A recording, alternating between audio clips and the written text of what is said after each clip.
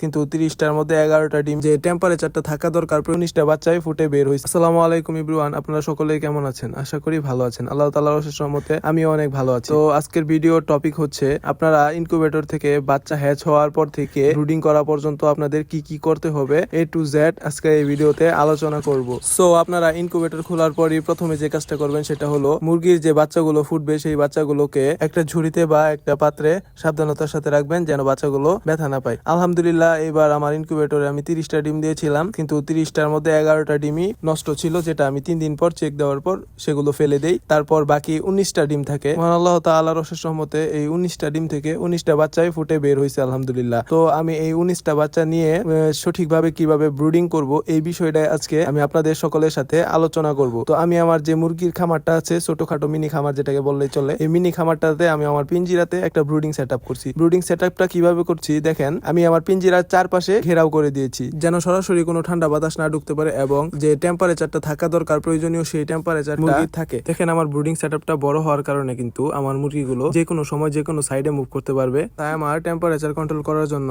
কোনো কন্ট্রোলারের প্রয়োজন হয়নি। আমি শুধু মাঝ বরাবর একটা 40 পাওয়ারের বাল্ব দিয়ে দিছি, সেখান থেকেই আমার মুরগিগুলো প্রয়োজনীয় তাপমাত্রা গ্রহণ করবে। এরপর আপনাদের করণীয় হচ্ছে এই যে ওষুধটা দেখতে পাচ্ছেন লাইসোবিট, এই লাইসোবিট ওষুধটা 1 লিটার পানির সাথে মিশিয়ে মুরগির বাচ্চাকে খেতে দিবেন। তারপর যেটা করবেন, বয়লার স্টার্টার যে ফিডটা আছে এই ফিডটা নিবেন, নেওয়ার পর একটু পানি দিয়ে ফিডটাকে সুন্দর করে একটু মাখিয়ে নিবেন। মাখিয়ে নেওয়ার পর কিছুক্ষণ পরই দেখতে পাবেন যে ফিডটা অনেকটাই ছোট হয়ে গেছে, তার দানাগুলো ছোট ছোট হয়ে গেছে। যেহেতু ছোট মুরগি তাই তাদেরকে বড় দানা দিলে খেতে পারবে না। তারপর ব্রুডিং সেটআপের ভিতরে এরকম একটা প্লাস্টিকের বা কাগজের সমতল কিছু দিয়ে দিতে হবে, যেটার উপরে আপনারা মুরগির খাদ্যগুলো দিবেন। আমি মনে করি প্রথম অবস্থায় কোনো পাত্রে খাবার না দেওয়াটাই বেটার, কারণ মুরগিগুলো সেই পাত্রে খাবার খাওয়াটা তাদের একটু মুশকিল হয়ে যাবে। তাই আপনারা এরকম একটা সমতল জিনিস নিয়ে নিবেন। আমি এটা ফোমের নিয়েছি, তো ফোমের উপরে আমি এই খাবারগুলো আস্তে আস্তে ছিটিয়ে দিব এবং চেষ্টা করবেন খাবার এবং পানিটা দুইটাই কাছাকাছি রাখতে, যাতে করে মুরগি খাবার খাওয়ার পর পানি খেতে পারে। খাবার এবং পানি দেওয়ার কিছুক্ষণের মধ্যে দেখবেন মুরগির বাচ্চাগুলো খাবার এবং পানি খাওয়া শুরু করে দিয়েছে।